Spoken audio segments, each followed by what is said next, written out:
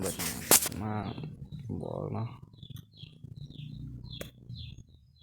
วิธีการบ่อยากให้เขาเห็นว่าเฮาออนเฟซ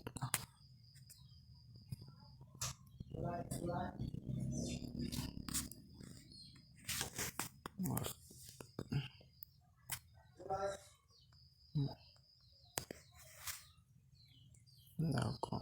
จะเขียน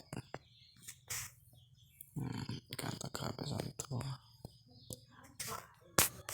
และการตะขา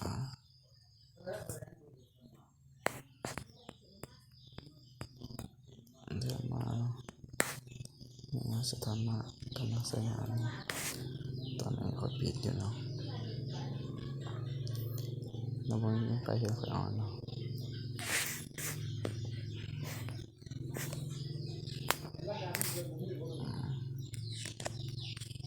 มาสิเจอแล้วเนาะ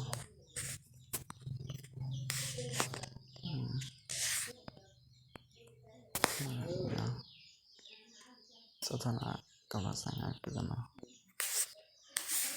ปิดไว้เดียวเนาะเขาไม่ไปเห็นมันคนอ่อนเนาะบนว่าเขาเสร็จมาก็ออกอะไรเขาเสร็จไปก็ไปเนาะ